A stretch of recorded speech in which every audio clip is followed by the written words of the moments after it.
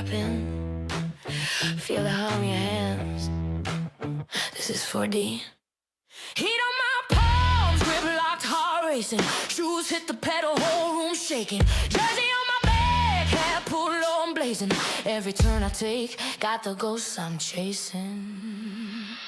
4D in my veins, feel that fire when I play, when I move, when I break, when I bang through the lane. 4D on my skin, when I lose, when I win, I'm alive in the light of the game I'm in. 4D, 4D, 4D. It's different. Yeah, that's winning.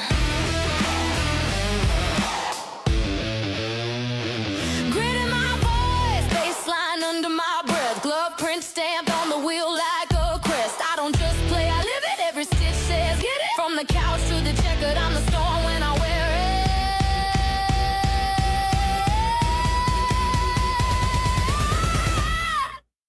it. 4D in my veins.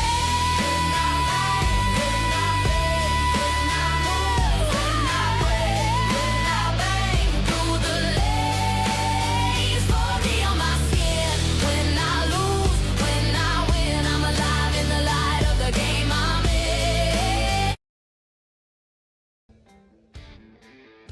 Hello, everyone, and welcome to the P1 Broadcasting Network. You've got Murph, and you've got the man, the myth, the legend, the wreck, Ryan Eric King, and we're here to bring you exciting Horizon IndyCar Series action live from the virtual Iowa Speedway in Newton, Iowa. Ryan, this is a fun little track.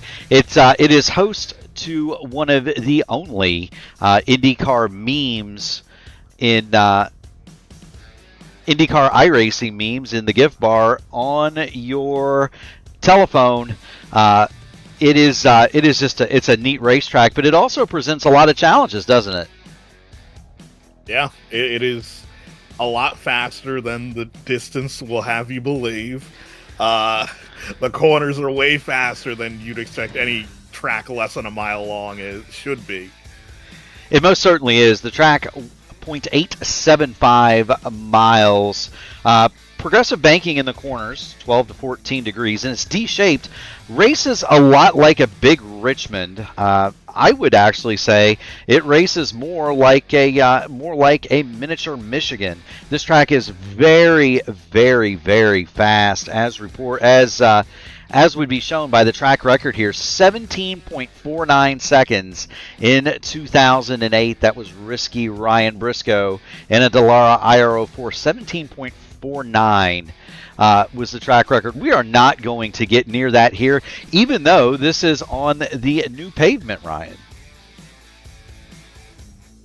Yeah, they simply, we don't have the levels of downforce they had back then. If we did, we'd shatter it easily. Yeah, you don't realize back then those Dallaras had rather large wings on them, and probably a bit more power too from the big 3.5 liter normally aspirated V8s. The turbochargers now, they're more like expensive mufflers. They produce a bit of power, but not a whole lot. But they were making some big power back then too. The Indy Next track record here, 19.216. If you want to go around in a cup car, 23.362 set by Alex Bowman in the 2024 Iowa Corn 350. One of the most treacherous things about this track, at least in this scan, you see the dark patches in the corners up there, Ryan? Yep. They repaved the corners, or parts of them. They did not repave the straightaways. And so there are two different grip levels. That GIF that I mentioned in your phone, if you put IndyCar eating ice cream, you will find the start of the first IndyCar Oval race with a hybrid that was telecast by P1. Several cars came off of that dark pavement. They got on the light stuff, the green flag waved, and Ryan Eric King, they all spun toward the infield. It was quite a funny moment. Right now, Matty Wagner, series director, on the pole, 178.916, and he's got quite an advantage, almost half a tenth, Over Chris Albrecht in second. Clindy and Nate Fields make up row number 2. Of course, it was Clindy bringing home the trophy last week in the Horizon IndyCar Series. And Ryan, I can't help but believe that we might see a little bit more of the same. He's going to have some challengers, though. Of course, Albrecht is very fast. Matt Wagner, very good here. A lot of experience. Lith Fox in the field. The Fox is very good here, too. It kind of feeds into his style. A track where you have to save what, Ryan Eric King? I don't know. You had better save your tires if you're going to run around this place. This track, even with the new pavement in the corners, it eats Firestones. And the reason it does that is quite simply put, this track is very high stress.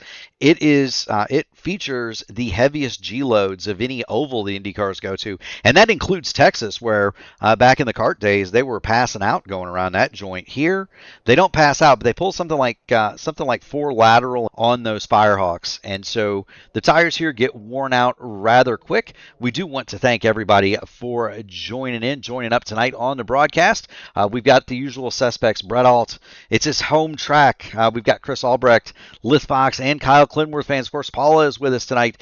So big crowd. Do want to thank everybody for joining in. If you haven't already done it, make sure you smash the like button on the video, ring the bell, subscribe to P1 so that you can be notified of all future iRacing broadcasts right here on the P1 Broadcasting channel.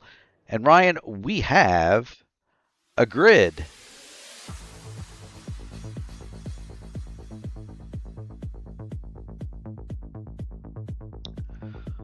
On the pole, it's going to be Matt Wagner, 180.865 miles an hour. He'll be flanked by Chris Albrecht to his outside. Row 2, it's Kyle Clinworth. Clindy will start third alongside Nate Fields in fourth. Lith Fox, Andrew Serwack are going to make up row number 3. Then Yari Brubaker, he finished on the podium in that wild Dark Horse CW12 race on Sunday night. Did you catch that, Ryan? No, I didn't see Dark Horse this week. You know, you should go back and watch that one. It was a pretty good race from what I understand. But Yari was on the podium there, and that's a really good result for the veteran. He'll roll 7th. Hunter and Grab is 8th.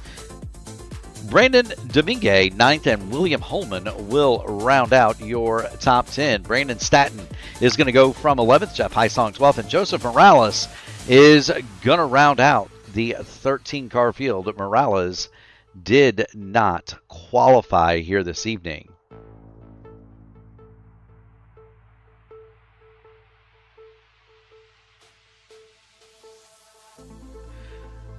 We're going to have to give Trading Paints a minute to update there. I don't see Clindy's scheme in the on the screen, so we're going to give it a chance to get her updated and see if we can't get the right colors on the right cars, Ryan.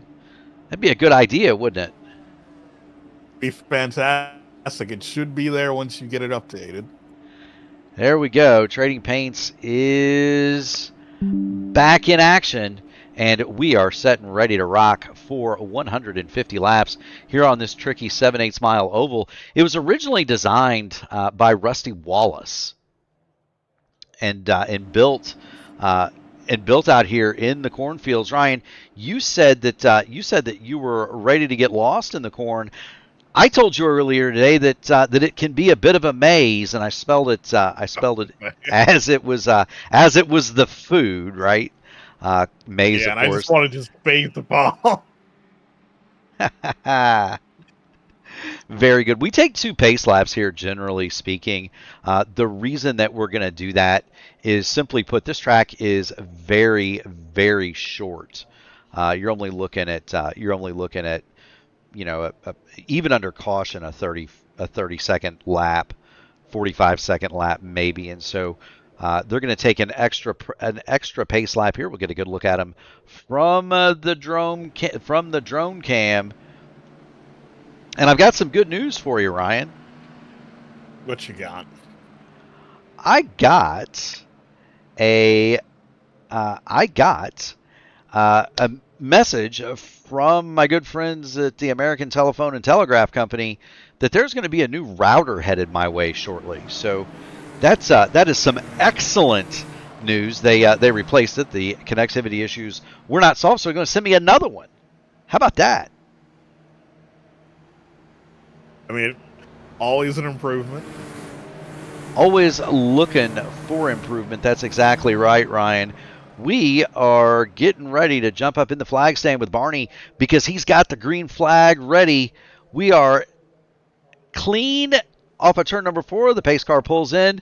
Matty Wagner is going to lead him down, and we are underway here for 150 laps at Iowa. And already they're spinning. Already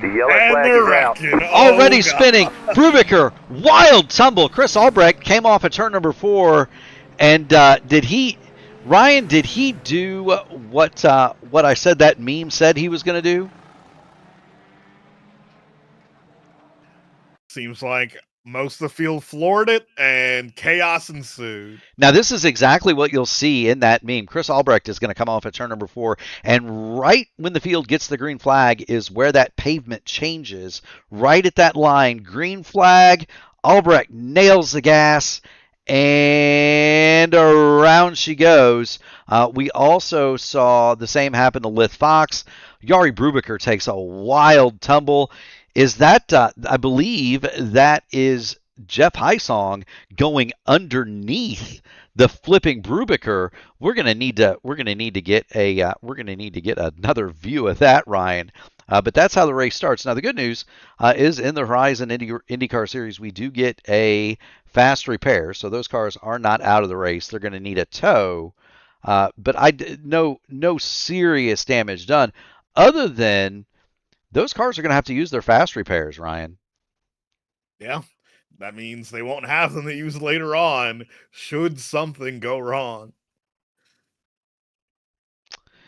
It wasn't Jeff Heisong that went underneath. It was this man, Brandon Domingue, and Brandon Domingue is going to assume the 3rd spot. There you see him. He is under Hunter Ingraf. He gets it sideways, but there's the car spinning in front.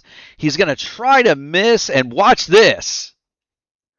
Did you see that, Ryan? Ooh. He went right under the flipping Jari Brubaker. Great move from Brandon Domingue, and so there he is in the Tony Stewart painted, or I guess it's more Scott Braden painted Menard's special. Brubaker has a black flag, and so he'll be forced to serve that. But we have half the field on the start on pit road. Yeah, you don't see that. I'm sorry, Ryan Eric King. Go ahead. Oh, I said you don't see that too often. No, you don't. That's almost like something you'd see out of a movie, right? That looked more like Driven than it did a big time sim race as such that we have here. But everybody seems to have gotten on and off pit road. Nobody lost a lap according to my timing and scoring, except for Brubaker, who is on the pit lane still. We are under caution, working lap 4 of 150, coming to get number 5 now. Brubaker is going to get the wave around, so he'll go back to 2 laps down. Is there any chatter on the radio, Ryan? No, just a lot of apologies. Well, and that happens, and you hate to see stuff like that happen. But like I said, that actually did happen in an Indy Open top split, where several of the contenders on the initial start, including both cars on the front row, they got the green flag, Ryan, and they went straight to the infield and took out half a dozen cars.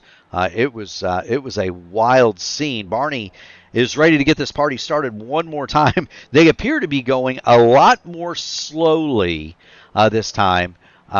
And Matty Wags is going to start up in the old pavement. Everybody is going to start that way. And we are underway finally here in the Iowa 150 for the Horizon IndyCar Series. Yeah, Everyone makes it across the start-finish line safe and sound.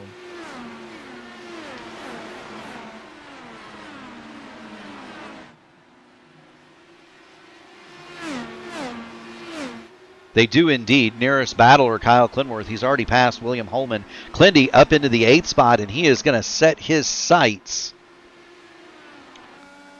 from the Bobby Rahal cam on P7. That would be Rogue Racing teammate Hunter Ingrave.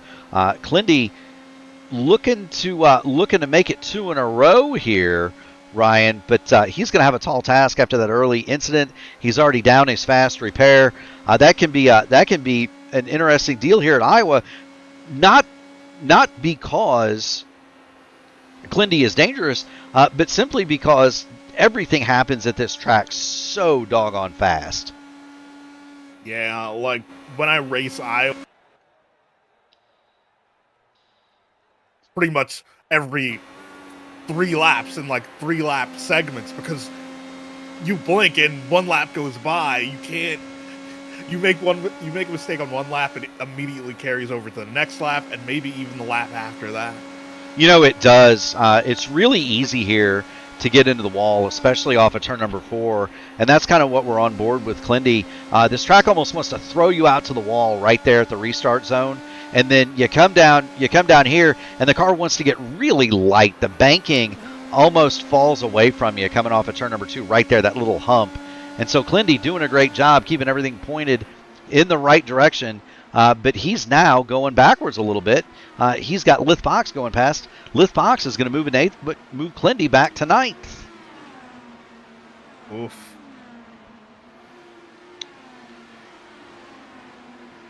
And so we'll continue to follow that story. Remember, everybody from this man, Nate Fields, on back, pitted for some varying form of repair under that last caution, be it a change of tires, repair front wing, get their fast repair, get damaged fixed. Those cars are all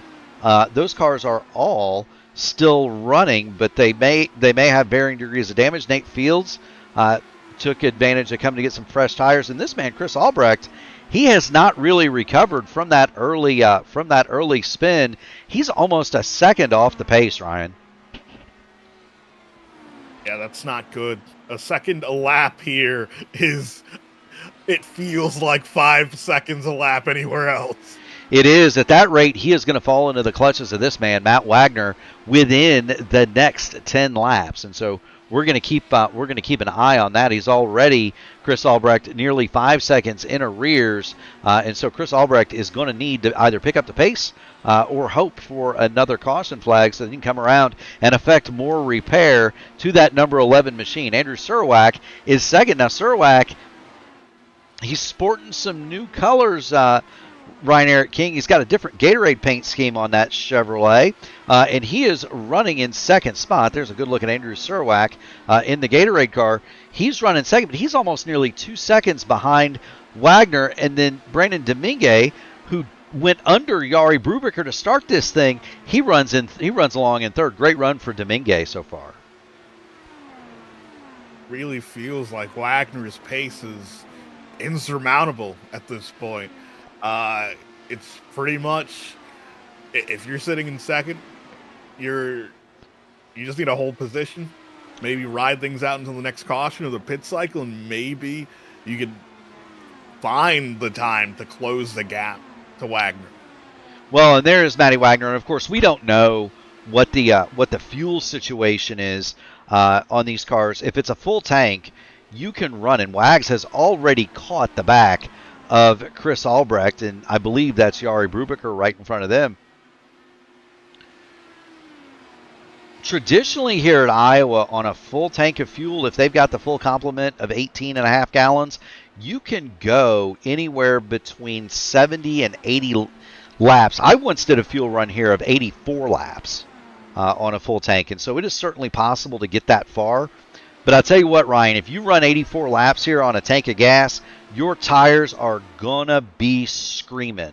And so the options are this: turn it up and go as hard as you can.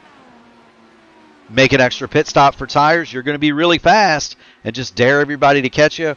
or you can try to stretch this out, make it a one-stop race, but you're going to be hurting pretty bad for pace at the end of that run. And Wags is just stretching that lead 0.2 of a second, a lap over Andrew Surwack. And I got to believe that's kind of what's going on here, Ryan. Yeah, that's what I'd be hoping. If Wagner isn't going the lap 50, if I'm the car behind him, I'm going the 50. Maybe I could jump Wagner through the pit cycle and, fortune smiles upon you and you get a caution. Maybe and hopefully so. That's about all you can do. This track is notorious for its contretemps getting onto pit road. We're going to get on board with Matty Wags in that number 6 machine, and I'm going to kind of point out to you, this track, although it has a pretty wide pit exit, and there is the pit exit off to your left, it can be very difficult to get onto pit road here. Most leagues, Ryan, they tell you to get on the pit road before you get into turn number 3. It's a very sharp left. It is very slick down there. It is very narrow. It is very easy to either overshoot pit road, or it's really easy. Say Kyle Clinworth, I can recall a time here where Clindy in a top split race overran the entrance to pit road and ran straight into the barrels. So you can do that too. Because you mentioned the sharp left, you should start slowing down before you even reach that left. And before the corner, before that turn in, it's blind. You can't see the entry. No, and you can kind of see it if we jump on board Matt Wagner just one more time from the roll hoop. We're going to show you what we're talking about. I'm going to get rid of the scoreboard there for just a second. Watch off to the left here. If you see the end of pit road, you'll see how the wall kind of juts out right there where that tire wall is. Ryan, that makes that blind, just as you said, and it can be very tricky to get on the pit lane when you're down on that apron. Jari Brubaker has picked up his pace. Jari running just about the same speed as Matt Wagner. Those two are the fastest cars on the speedway, and Matty Wags has simply left Andrew Surwack. Surwack now 2.2 seconds behind. The nearest battle on the speedway is for 6th place. That is Nate Fields in 6th. He has it. Hunter Ingrav behind him wants it, and Ingrav has been coming to the tune of about a 10.5 a lap for the last several. And he's going to pull right back up on the back of Nate Fields. Fields missed the corner a little bit there, Ryan Eric King, and he's gonna pull in even tighter toward Hunter Ingrav. Yeah, and it's about making those small gains lap by lap to just claw the distance closer and to get to someone's rear wing. Yeah, most certainly so. And the problem, though, is that this track used to, under its previous configuration, Ryan, before those dark patches, this track had 3 grooves through the corners for an Indy car. Now, it's very much a 1.5 lane track. You lose so much time if you get up on that older pavement just because there's a lot less grip. As we see William Holman coming off a pit lane, there's so much less grip when you get up to the top of that speedway. You do not, Ryan, want to leave. You do not want to leave that dark pavement at all, do you? No, not at all. And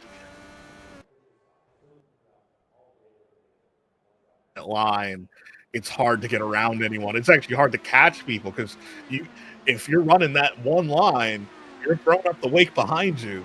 Everyone behind you is going slower. Yeah, and you kind of see it. You can kind of see it from Hunter Ingrav and Nate Fields here. Nate Fields is not running the optimum line. He's not getting all the way down against that white line there at the bottom. He's not really running as I might do. But I'll tell you this: by running up there a little bit, a half a lane off that bottom, he's really making it difficult on Hunter Ingrav, and it is also very difficult here to make a pass on the bottom. You almost need to be on the top of somebody to complete a pass because you come off the corner, Ryan, and you have to lift to avoid knocking down the car to your outside. Yeah, it's hard to position your car coming out off the corner exit. And if If there's a car in your way, you gotta lift. There's nothing else you can do. Yeah, absolutely. Do want to point out Chris Albrecht has made his way toward the pit lane. He's taken his fast repair. He is 3 laps down to leader Matty Wagner. Andrew Surwack and Brandon Domingue round out the podium positions. Brandon Staton is 4th, and that's a name we haven't seen. Jeff Heisong 5th. We're watching the battle for 6th.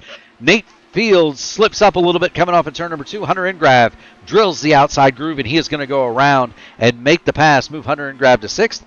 We're going to put Nate Fields back to 7th. Lith Fox soldiers along in 8th, and I've got to believe that number 10 car for Kyle Clinworth in 9th is wounded just a little bit. He is 11, almost 12 seconds behind leader Matty Wagner. He's 2/3 of a lap down, and Clindy is almost a 1/10 to 2/10 a lap off the pace. Now, I will say it's equalized somewhat, Ryan, but I've got to believe that number 10 car is not completely up to full song here.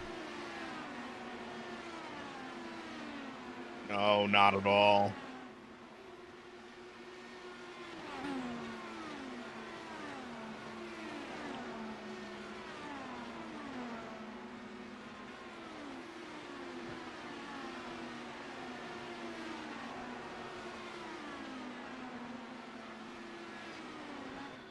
So there you have it. Clindy, he's going to come under fire for Chris Albrecht. This is not for position. Top 3, because that's Brandon Staton on the bottom. We got a battle of the Brandons. Brandon Staton is going to go by Brandon Domingue, move Staton to 3rd, demote Domingue to 4th, and that was a power move there, Ryan, from Brandon Staton. Yeah, real smooth. It was a real smooth move. We're going to drop back. Go ahead. And he's pulling away. He's pulling away. He's closing the gap to 2nd. Yeah, Brandon Staton has decided it is time to go. He's found some settings inside that Dallara that favor him. There's another battle, though. Now caught Jeff Heisong, Hunter Ingrave making a bid.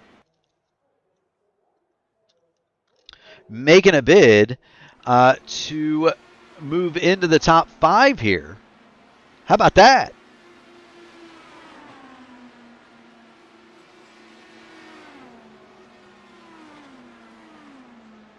So there's Ingrave. He is in the Rogue Racing entry to the rear of Jeff Heisong, who is driving for the Dark Horse team. Around goes Ingrave. He makes the move to the high side of Heisong. Put Ingrave to 5th. Demote Heisong to 6th. We also would like to report that Nate Fields has fallen back through the field. He is now almost in the clutches of Kyle Clinworth.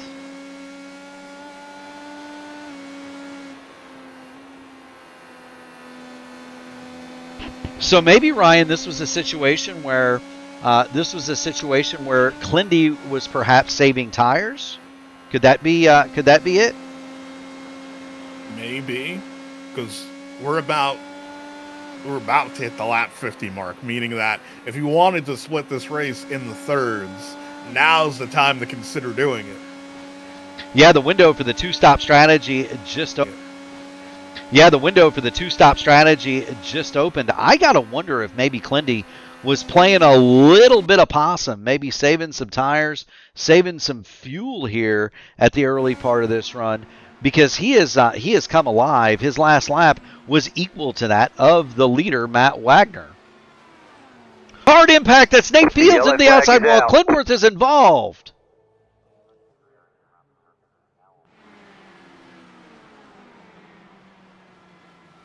Yeah, Fields just went high on the exit of 4 and just grinded against the wall. Yeah, let's see what we can see here, Ryan.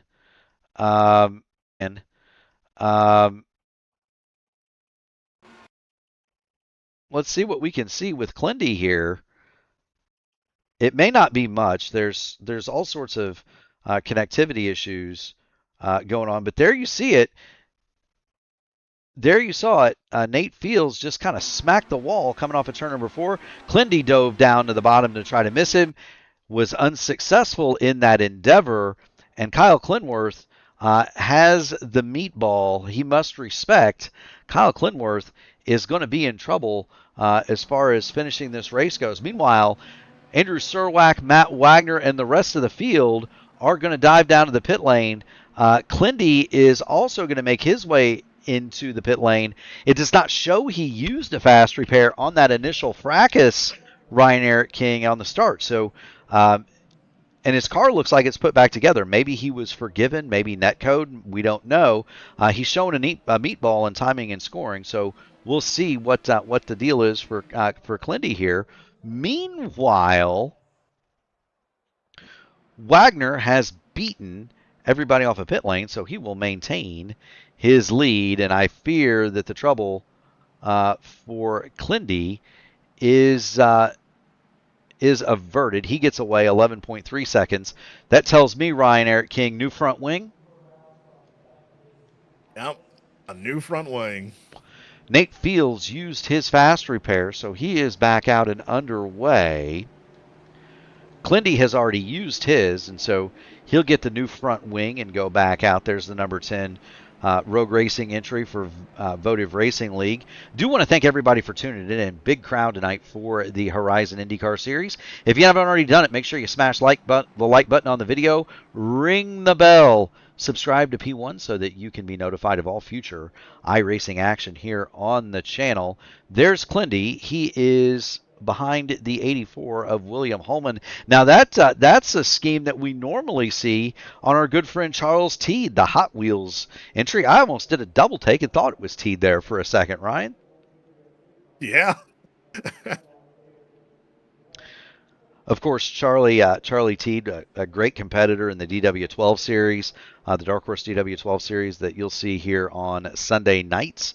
If you haven't got a chance to go watch that race from last Sunday, do it. It was a spectacular battle at the end. Christopher, Craig Forsyth, some of the luminaries in the community, among others, battled to the flag, and the finish was, well, Ryan, it was a wing and plate, as they so often are.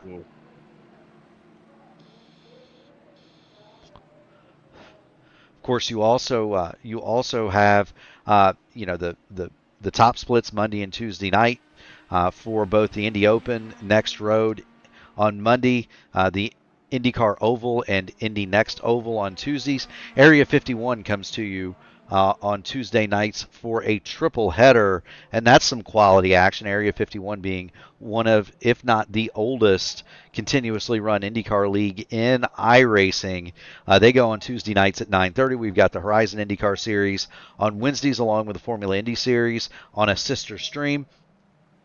The AMA is getting tuned up and ready to go. We'll have them starting with Speed Weeks down in Daytona here in just a few weeks. Matt Wagner starts this field, gets going one more time, and we've got one car on the wall. That appears to be William Holman. One more time, and Clindy gets a black flag. The yellow flag is out. Yellow out. Yellow, yellow, yellow on the speedway. I do not see, that's William Holman, that they're going to give the yellow to. Watch the start here. They should clear this for Clinworth. Watch the start. If they've got race control available, they should clear this. Highsong and Holman spin the tires. Highsong corrects. Holman does not. Clindy just noses past on the inside, and then Holman continues. Jari Brubaker takes flight again off the back of Chris Albrecht, and then finally Holman spins down to the inside. Caution is out one more time. Brubaker and Albrecht keep going. Yari's going to need at least a new front wing out of that deal. I am for certain sure. There he is. Broken front wing. Albrecht surely has rear suspension damage. We're having all kinds of difficulty on starts and restarts here, Ryan Eric King. Yeah, and that incident was just an example of how one mistake can just stack up and cause a pile up, because if Holman doesn't break traction, we don't have a crash. No, we don't, and it's unfortunate. Again, two veteran drivers caught up in that. Yari Brubaker, Chris Albrecht, already back on the track. Of course, Clindy, he's now had his black flag cleared. He's already back up to 7th spot. Matty Wagner continues to lead, and there he is with caution on the speedway. Did you get some taupe soaps, Ryan? I gotta ask Not yet. I gotta ask the Not question. yet. So I got a package on the porch a couple of days ago, and I was sneaky about it, so that the UPS man would not be suspicious. I put the order in my wife's name, so he didn't think that there was anything out of the ordinary. Natalie opened that guy up and was faced with two 10-ounce. I mean, these things are huge, Ryan. They're big. They're bigger than my fist. Soap carvings of Pato Award's face. Couldn't have asked for a better thing to put in my bathroom than a taupe soap with an IndyCar driver depicted. I got a chuckle from my better half for that one.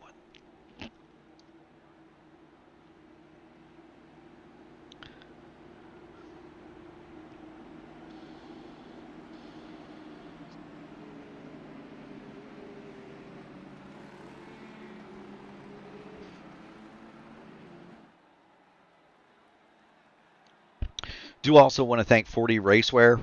If you haven't, if you're a sim racer and you want some gloves, shoes, any apparel to complete your setup, you need to visit 40racewear.com. I have a pair of both gloves and shoes that I wear every time I strap in. Ryan, I'm not very good, but I certainly feel a lot more comfortable. The register, I don't know if you know that. Well, you probably don't know this. The air conditioning register is right next to my rig, and so I tend to get kind of chilly when I drive, and so 40 Racewear shoes make that problem go away. If you haven't taken a look at those, you should do so with all due haste. Our good friend Jim Herrick, big supporter of sim racing, especially the IndyCar side, and a big supporter of the Horizon IndyCar Series in P1. Check him out, 40racewear.com. We're looking at Matty Wagner. He's hoping to get some green flag running here, Ryan. Hope we do too. Here we go. Green flag, green flag. Flag is out. Wags will lead him away and lead him down into turn number 1.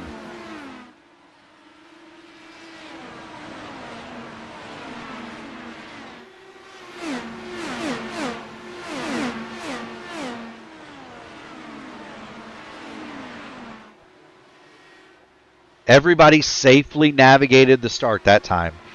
We are through the first lap, and the history holds. If we can get through lap 1 here without cars spinning off, we're gonna make quite a few laps. It's worth noting Hunter Ingrave through the pit cycle and through that last caution has made it past Brandon Domingue, and so Hunter Ingrave is now looking to take his rogue racing entry into the podium positions. He's going to draw a bead on the car of Brandon Statton in front of him, and Clindy is now racing one more time. He's got that car fixed. He's in 6th and looking on Brandon Domingue, and this is the best battle on the track, Ryan.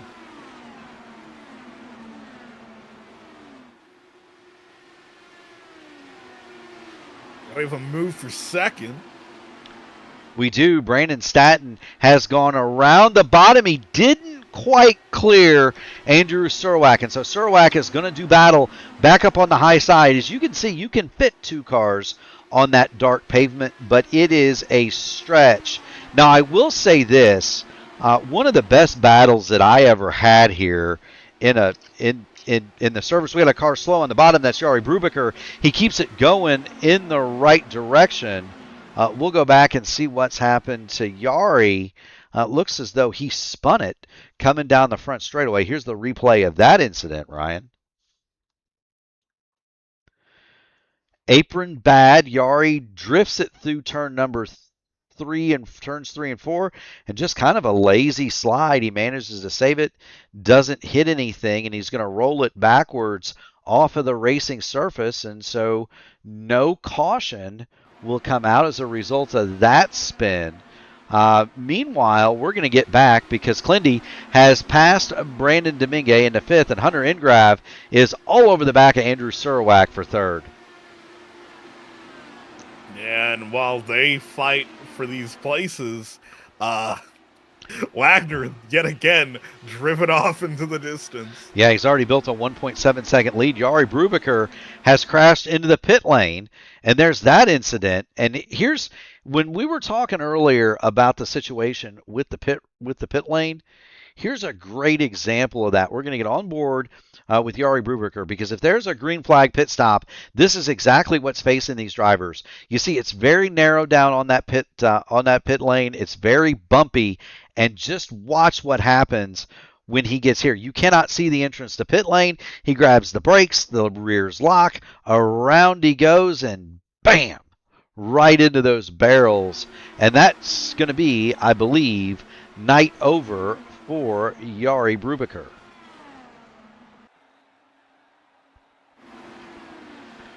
Clindy has now gotten past Hunter Ingrave, so moved Clinworth to 4th.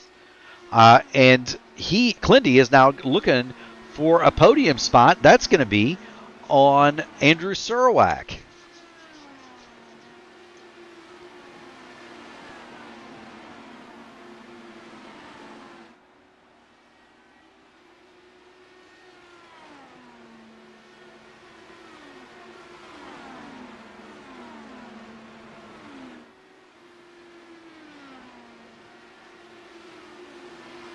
Clindy's going to drop to the bottom of Surowac, and that'll move Clinworth into the 3rd spot. He is some 7.8 tenths of a second behind Brandon Statton, 4th, 2nd. Ryan, that's they've all got some work to do though, because Matt Wagner is gone. He is vanished into the great unknown. Not the great unknown, maybe, but 2.5 seconds up the road for this man, Matt Wagner. That's a healthy lead at a track that only takes 19 seconds to get around. You can't see anybody else in the shot with Wags, and that's because he's driven off into the distance. Kyle Clinworth is worth the price of admission, though. He's driven that newly repaired Dallara back into the podium places, and Clindy is looking for 2nd on Brandon Statton.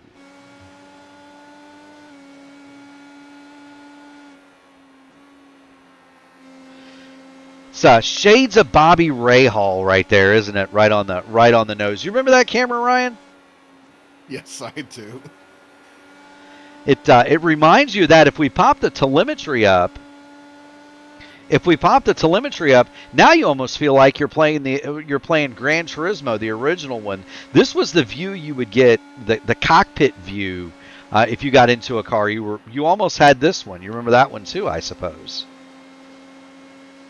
Yep.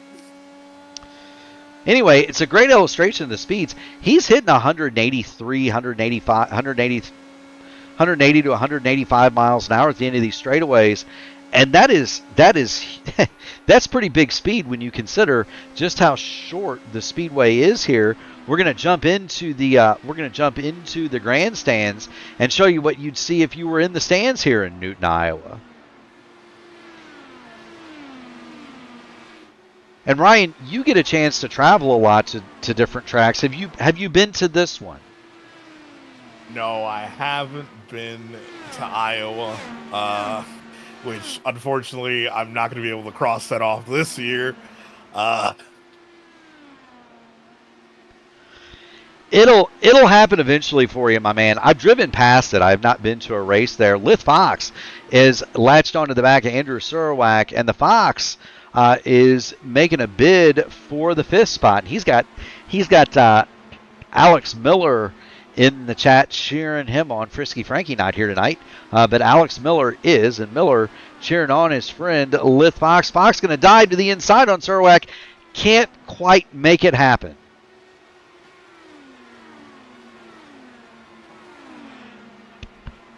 I'm going high this time. Yeah, he's going to get that big run off of turn number 2. He almost spins the car out. He keeps it straight, and Lith Fox, I think, should be able to complete the pass coming off of turn number 4. He got it really loose that time. It's worth mentioning, it is very hot on the track here this evening in the sim. The speedway, it's 71 degrees in the air, but Ryan, a blistering 123 on the track. And when it gets that hot here, it gets pretty doggone greasy, and you're going to see guys slipping and sliding around. You have to take it easy, especially on those tires. Lith Fox makes it around the outside. As I was mentioning earlier, we're going to drop back in on Nate Fields, who has now gone, you see him making the move. He is going to go by Joseph Morales. These cars on the lead lap, although just about half a lap down. That is a pass for the 9th spot. Give it to Fields, move Morales back to 10th. Clindy has not been able to mount that charge that I thought that he was going to be able to get on Brandon Statton. He made it to about 0.8 of a second, and that run kind of stalled out, Ryan. That's just unfortunate. And usually, when you get that close, that's when the dirty air starts to have an impact, and you have to make further adjustments to try to fight through it. You most certainly do. And, Kyle Clinworth, he's a veteran of these wars, but, he's a veteran of these wars, but you can't fight physics and you can't fight aerodynamics. There's a great quote that I heard from Tony Stewart, of all people. He was talking to his buddy J.J. Yaley back in the late 90s. If you recall, Ryan Eric King, at that point there were only 2 people that had ever won the USAC Triple Crown, as Hunter Ingrav is going to now go to the inside and go past Clindy, put Ingrav in that 3rd spot, move Clindy back to 4th for the Rogue Racing Empire. But there's a great quote from Tony Stewart about that. He was talking to J.J. Yaley, who at that point, Stewart and Yaley were the only 2 drivers to have won the USAC Triple Crown. And if the fans at home don't know what that is the National Sprint, Midget, and Silver Crown titles all in the same year. You win all of those you've done in the same year. You've done something pretty special, right, Ryan? Oh, without a doubt. And you think about all of the special drivers that have driven those cars. J.J. Yaley, Tony Stewart were the only 2. They've since credited Logan Seavey has done it since. They've since credited Pancho Carter, Dave Darlin, Jerry Coons Jr., Tracy Hines, Chris Wyndham with that as well. But that was a pretty rare thing. It's a pretty rare thing to have occurred. And J.J. Yaley came to Indianapolis basically as the next Tony Stewart. When Stewart went off to race stock cars, he sought out his old dirt tracking buddy for advice as we watched Matt Wagner. And Wagner very low off of turn number 3 there, curiously. Turns 3 and 4 there. He sought out his buddy Tony Stewart for advice. And Stewart simply told him the difference is no matter what, you cannot, you can't make these cars fast. Either they have the speed, they're set up correctly, or they're not. You can't make it drive good like you can a stock car or a sprint car. And so that was the lesson. And Clindy, no matter how talented he is, if the tires are off, if he doesn't have the tools exactly right, if the car's got damage, it doesn't matter how talented he is, Ryan. He can't make it fast, can he?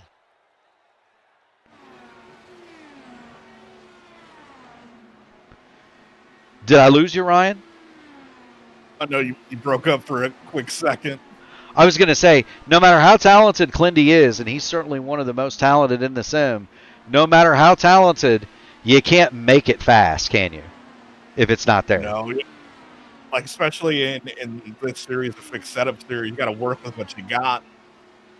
Right, and if you've got damage, if you've been in a wall a little bit, you've got some damage to the floor. Which Clindy certainly has been, you kind of got what you got. We're watching Nate Fields because he is pulled up on the back of Jeff Heisong. This is the battle for 8th and 9th. This is the closest battle for position on the Speedway. Do want to thank everybody for tuning in to the P1 Broadcasting Channel if you haven't already done it. Make sure that you smash the like button on the video, ring the bell, subscribe to the channel so that you can be notified of all future iRacing broadcasts here on P1. We've got the sister stream going, I believe, over there with the Formula Indy Series. They go at 8:20. Do want to also thank 40 Racewear, Jim Herrick and his team, gloves, shoes, hats, and even racing socks. If you guys need those things, and I can vouch for their shoes being a quality product, 40racewear.com. Hit them up. They are racing gloves for your feet. And we'd also like to thank Taupe Soaps. You can go over there and order and I'm serious, Ryan, it is a big thing, man. Pato Award's face, and those things are huge. They're almost the size of both my fists stacked on top of each other. 10 ounces those are. What's that, Ryan? Oh God, that's huge. They are big time, and so we've got one in each bathroom. That's taupesoaps.com. If you put in Horizon for the promo code, you're going to get one. You're going to get a buy one get one free.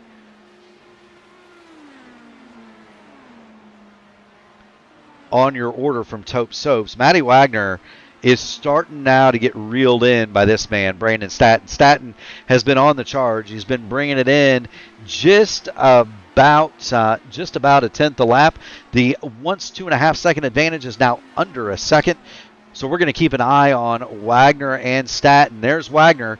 Do have word from Jari Brubaker that his car was just not drivable anymore. He couldn't repair the rear, and it got so loose that it was just no more drivable. But he'll be back. That's Jari Brubaker out of the race. Be credited with 12th spot. It's going to be interesting to me, Ryan. What's Brandon Staton going to do when he gets there? Yeah, it's with how hard he's pushing. You have to wonder how much tire he's going to have left by the time he does get in range. Yeah, there it is off the bat of Matty Wagner.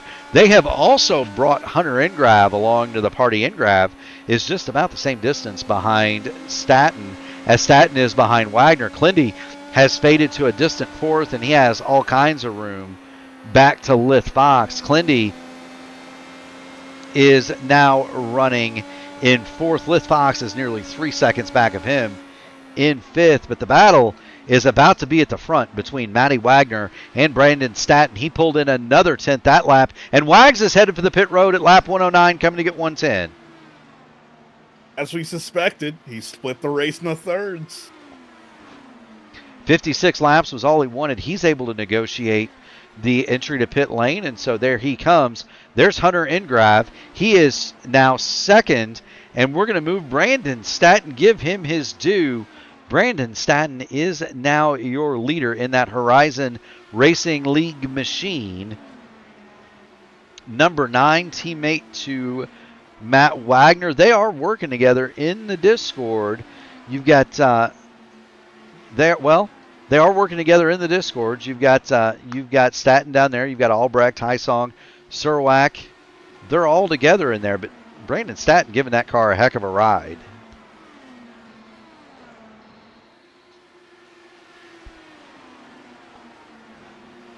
Wagner pulls his machine back onto the speedway. Surwack has now also stopped.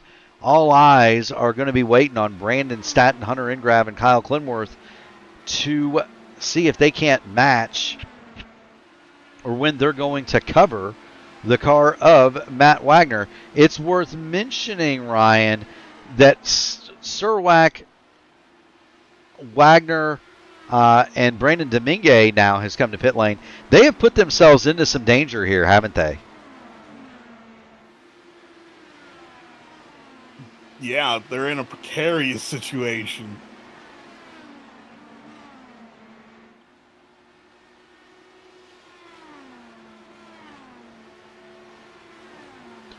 Let's see, but it's going to just be a question of how long is it going to take Wagner to get through these guys.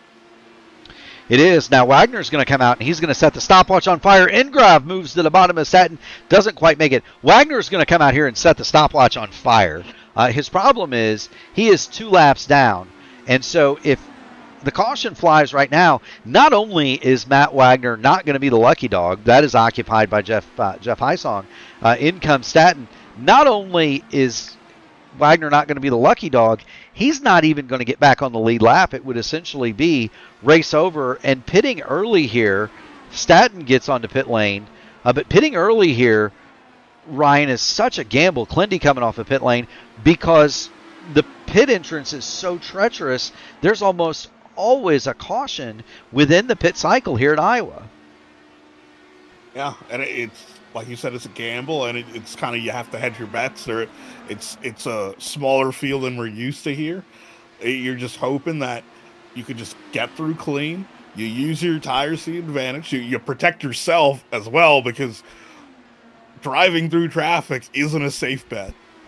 No, it's not. Now, here's the thing, right? Matt Wagner is 0.3 of a second quicker than Hunter Ingrav, and that's going to be illustrated by Kyle Clinworth, who is going to dive to the bottom of his teammate and just absolutely blow the doors off of that number 77 machine, move Clindy back to 1 lap down.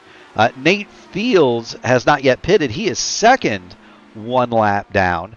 Heisong, 1 lap down in third, has not pitted. Those drivers gambling on the caution. Wagner and Clinworth have moved their way back to 1 lap down, so they'd get waved around here. Brandon Staton is in danger, right? Because he's 2 laps down. He would not get back on the lead lap even with a caution.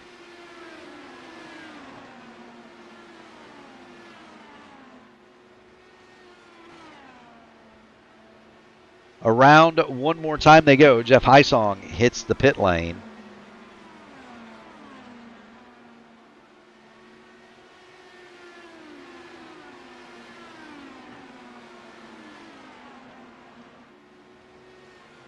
And Wagner's kind of facing his first piece of adversity today. He couldn't get around Clenworth.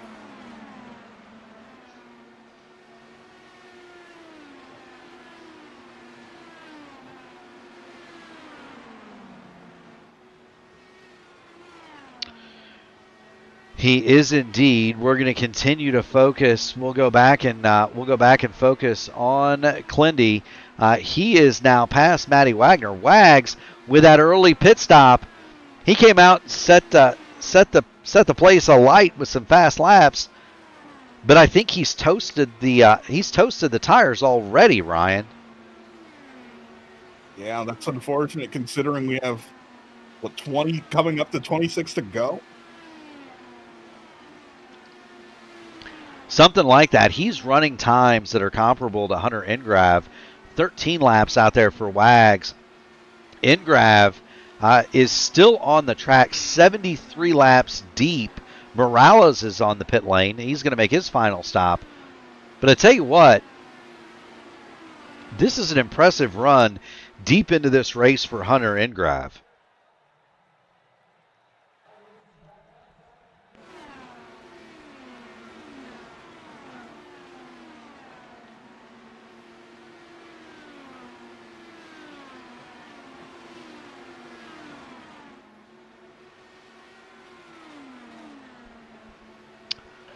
He's got to lap 128 of 150. Ryan, at this point for Ingrav, it's just a matter of he needs a caution to win the race, correct? Ooh, at this point, it'll be hard to hold out for the rest of the race distance. Yeah, most certainly would. You're going to see the number 9, that is Brandon Staton. He is going to move around Hunter Ingrav and make it back to 1 lap down. Do want to thank everybody for joining in on the P1 Broadcasting channel. If you haven't already done it, make sure you smash that like button on the video, ring the bell, subscribe to the channel so that you can be notified of all future iRacing action here. Of course, Thursday and Friday nights coming soon. We're going to have the AMA Outland Custom Arms Grand National Series and the Archway Industrial Coatings Truck Series. In just a couple of months' time, it'll be one more time, a chance for the iRacing IndyCar Series. That'll be on Saturdays at 2. And then Monday night or Sunday nights, of course, we've got the Votive Racing League. They are in action this week, Ryan Eric King. You should race that. That'd be a lot of fun to have the broadcaster team in the chat, right? We've got Andrew Wood in there. We need to get you going. Because we need to get you going. We'd have the broadcasting team. Hunter Ingrav has made his way finally 79 laps, and that will turn the lead over to Kyle Clinworth. Yep, and with under 20 to go, he's probably thinking about the finish line and victory lane at this point. Most certainly so. Most certainly so. But on Sunday nights, you've got the Votive Racing League and the Dark Horse DW12 Series there on alternating weeks. And, Monday night, of course, starting at 7 o'clock, the top splits, Indy Open and Indy Next Road. Tuesday starting at 7:15, it's a triple header. IndyCar Oval Series, Indy Next Oval Series, and the nightcap. The oldest continuously running IndyCar league in the service is Area 51. That's 20 seasons, Ryan Eric King, that they've done Area 51. Did you ever race that one? I don't think I have. I bet you have at some point. We'll have to look that up. We'll have to look that up and see if we can't compare my stats to yours. I very rarely do well in that series, so I did so well that they put me in the booth with Andrew. So, always a fun time. Check that out. And then we're right back here on Wednesday nights, the Horizon IndyCar Series and the Formula Indy Series, 8 o'clock and 8:20, respectively. Kyle Clinworth, with the demise of Matty Wagner's tires, has now moved out, Ryan, to a 5.5-second lead. It's then Wagner in second, and he is in deep trouble from Staton and Hunter Ingrav. Ingrav is going to pass both of them in one lap, move Hunter Ingrav back to second spot, and Staton is all over Matty Wagner for that third position. We'll stay with it.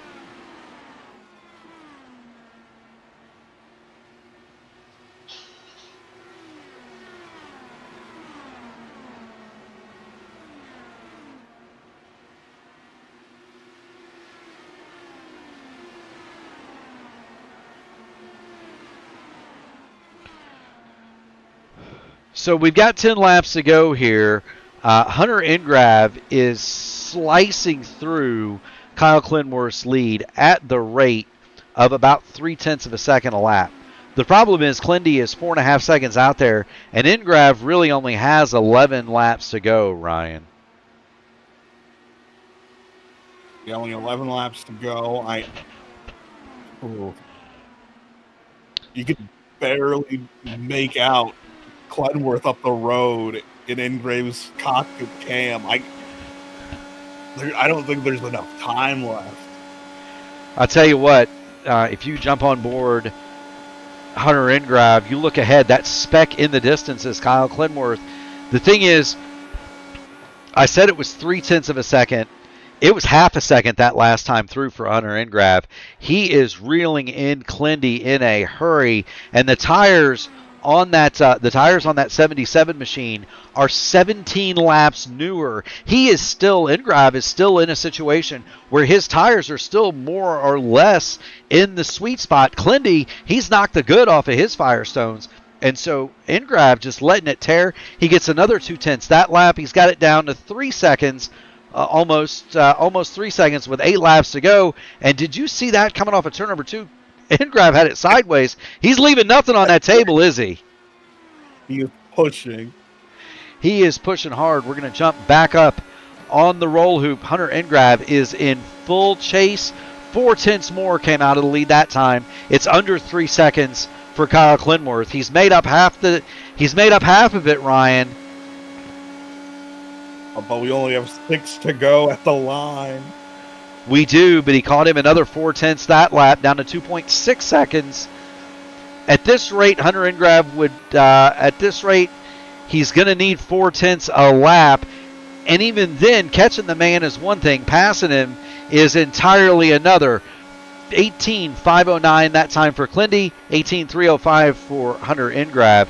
The tires, I fear, have started to fall away after 15 laps for Hunter Ingrab. And that's going to mean that it's this man, Kyle Clinworth, who is going to cruise home to a victory. Ingrab is still going to make up time, but he's not going to make it up. He's not going to make up that much more. They were even Steven that last time through, Ryan. Yeah, and I think it's more that Ingrab has to deal with lap traffic is Highsong in front of him. Yeah, and that's really going to hurt. That's really going to hurt Hunter Ingrab. There you see Jeff Highsong. Highsong is 2 laps down. He's going to move to the high side, but just his presence disturbed enough of the air from Hunter Ingrab, slowed up the pursuit just enough, and that's going to mean that Ingrab's chances at the victory here are likely. Matty Wagner in the Fox is going to try to take that 4th spot off of Wags as we get another bit of a connection hiccup.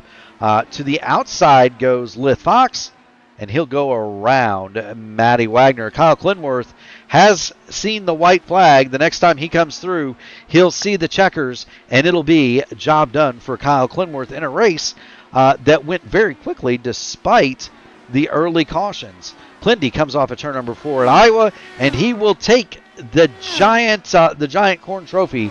Kyle Clinworth wins here at Iowa. You know, instead of an ear of corn, they should give you a bowl of popcorn, Ryan. Oh no, you should get just dumped with a cooler full of popcorn.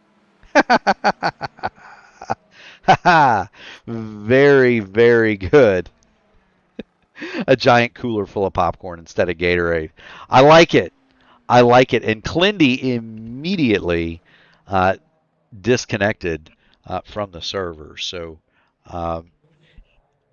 interesting. We'll say that, right?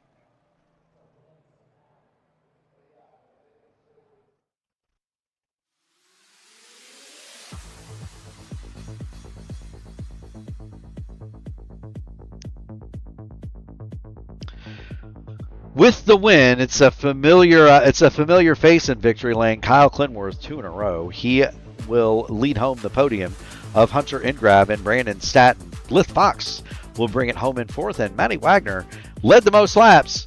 He comes home in 5th. Brandon Domingue, Joseph Morales, Andrew Surwack, Nate Fields, and Jeff Highsong are going to round out your top 10. In 11th, it's Chris Albrecht, Yari Brubaker in 12th. William Holman rounds out your 13-car field.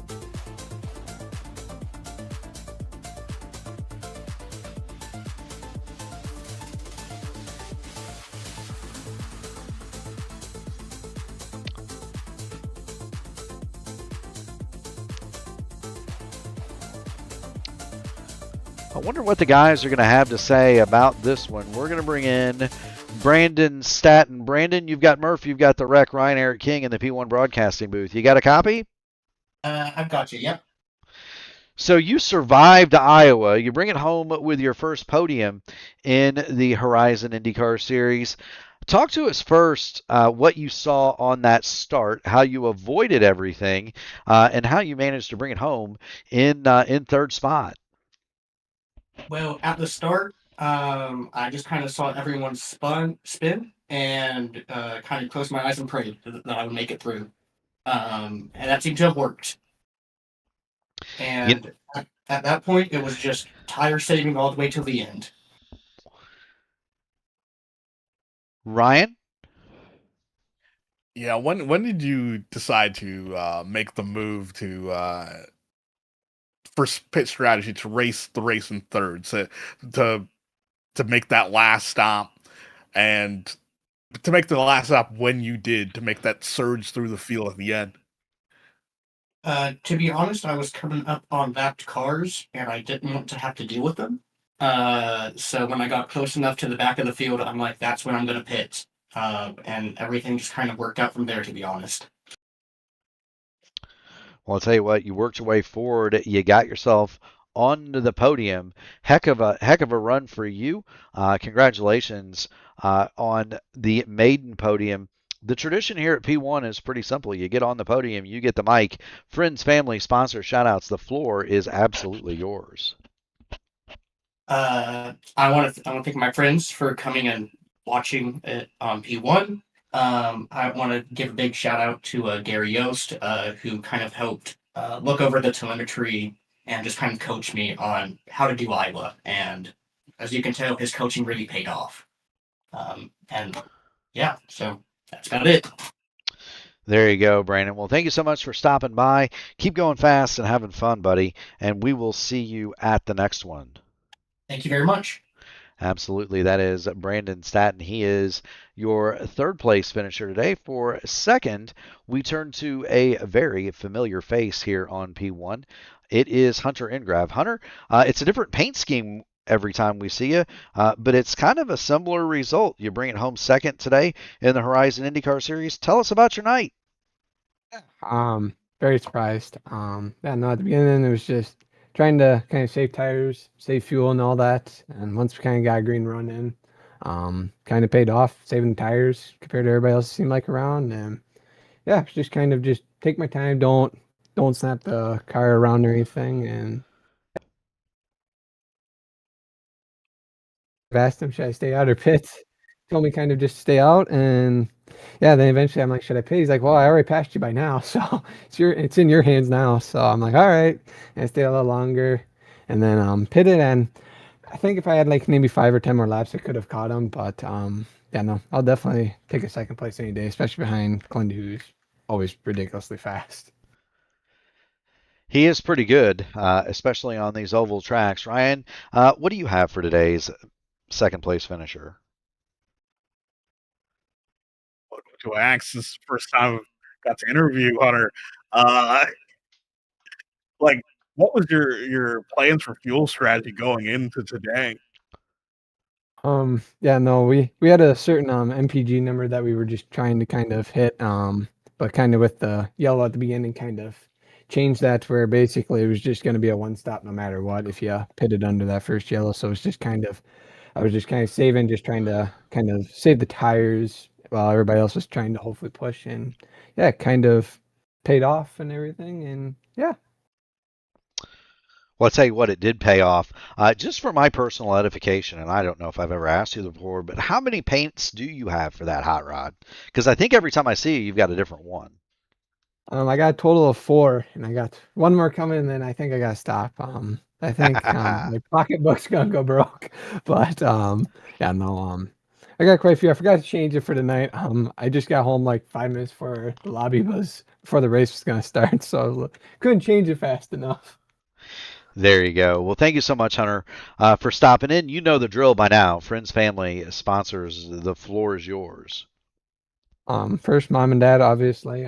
Rogue Racing, and everybody at the Alliance Group, for always working amazing. Clendy for winning, and all the admins who definitely set this up. It's a fun league. Kind of disappointed that there wasn't as many people, but definitely great league. Definitely check it out if people are watching, and yeah. Absolutely. Well, thank you so much for stopping in, Hunter, and we definitely appreciate you being here. Keep going fast and having fun, buddy. We'll see you at the next one. Thank you very much, gentlemen. Yes, sir. That is Hunter Engrav. And for the man of the hour, we're going to bring in Kyle Clinworth. Clindy, it was an interesting start, and it was an eventful day. It was not the typical Kyle Clinworth race where we see you charge to the front and lead from the front.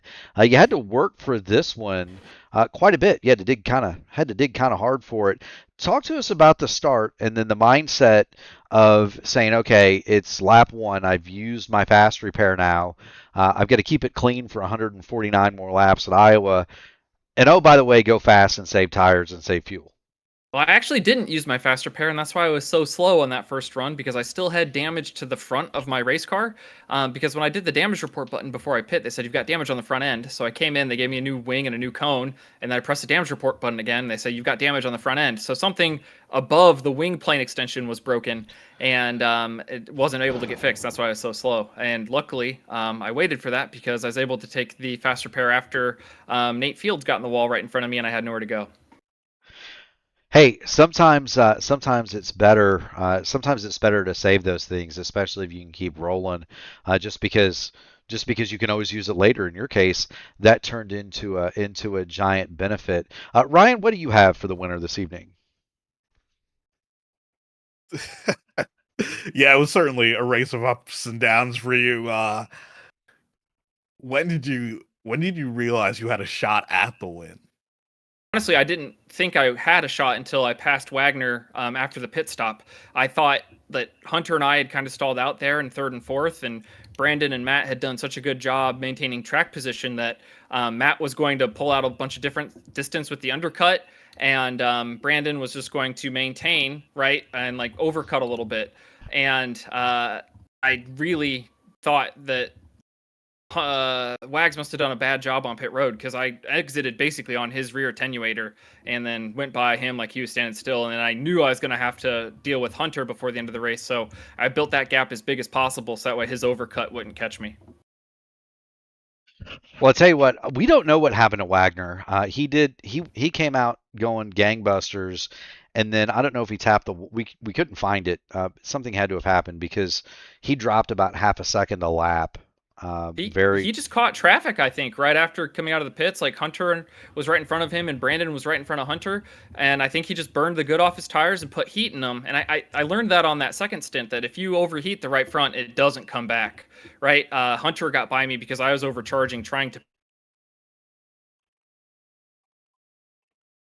allow for the right front to be overheated at all. There you go. Words from an oval master, Clindy, and thank you so much for joining in. You know what comes next, my man. It's your microphone. Get it done. Yeah, thanks to the whole RR family out there, wherever they may be, all my teams, dad, all my road racing teammates. And if you go to advance.gg and check out with promo code CLENDYSENDY with a capital K and a capital S, you get 10% off your order, and a little bit of that comes back to me. And of course, thanks to you guys at the channel. Murph, Rec, you guys put on a great show, and thanks for Wags. And I think Victor Carr stepped up to sponsor this race with Taupe Soaps. So check out that website, and any sponsor we get that's good for these leagues is good for the series. So go check them out. Victor's been very kind to me, and he's being very kind to league. So I appreciate it. Thank you very much, Murph. Absolutely. Go get some Taupe Soaps, Clint. If you don't have some, you got to get some, my man. Those things are awesome. So that is Kyle Clinworth. He is your winner this evening. Clindy scores 2 in a row, and Ryan, it doesn't seem to be that it really matters, does it? If it's a big oval, a short oval, long race, short race, hot race, cold race, getting an accident at the beginning, whatever the case is, it seems more and more that we wind up with this Clinworth guy either in victory lane or on the podium. Yeah, when he's hot, he's hot. You just can't beat him. You can't beat him when he's on a streak. No, you can't. And so congratulations to Clindy. That's 2 in a row for him to kick off the Horizon IndyCar Series season. Speaking of seasons, we are in the midst of a hot run here on the P1 Broadcasting Channel. Sunday night is the votive Indy Oval Series. That's going to be 8 p.m., and they are taking their first trip to Charlotte. How about Monday night? We've got a doubleheader. The IndyCar Open Series goes to Watkins Glen. That's at 7, and then at 9, the Indy Next Road Series. Their top split takes place at 9 p.m. Interlagos. On Tuesday, it's the triple header, the Indy Oval Series Tuesday night top split. It is a double header from Talladega. So the meme race is this weekend. The Indy Next Oval Series Tuesday night top split goes from Lucas Oil, Indianapolis Raceway Park. That's at 8:30. And then at 9:30, we're going to have the Area 51 IndyCar Series live from Atlanta. And that is the new Fast Atlanta Unlimited Boost. Knock yourselves silly. You want to see an IndyCar do 240 miles an hour in a straight line on a 1.5 mile track, Ryan? You're going to see it Tuesday night at 9:30. Not blacking out. Ooh, my goodness gracious. This the Wednesday night series are both off next week, and so with the NASCAR season not yet in full swing, we've got a Sunday doubleheader. The Classic IndyCar Series returns at 3 p.m. on Sunday, February the 1st, and then the Dark Horse CW12 Series is going to be the nightcap at 8 o'clock, February the 1st. We do want to thank everybody for tuning in, joining in, having fun, hanging out in the chat.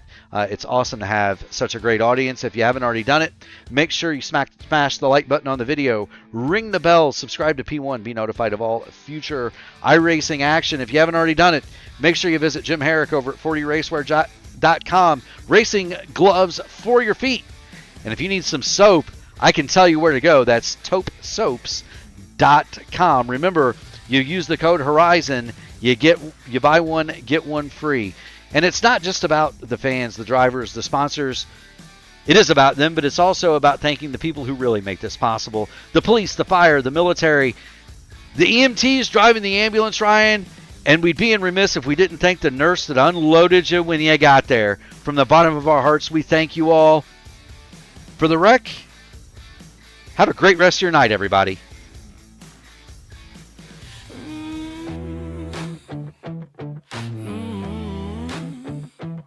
Strap in, feel the hum in your hands. This is 4D. Heat on my palms, grip locked, heart racing. Shoes hit the pedal, whole room shaking. Jersey on my back, hat pulled low and blazing. Every turn I take, got the ghosts I'm chasing.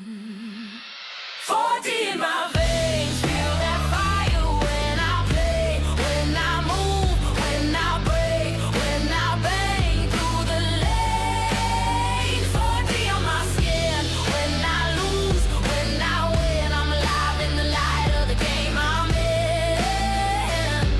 4D, 4D, 4D, it's different. Yeah.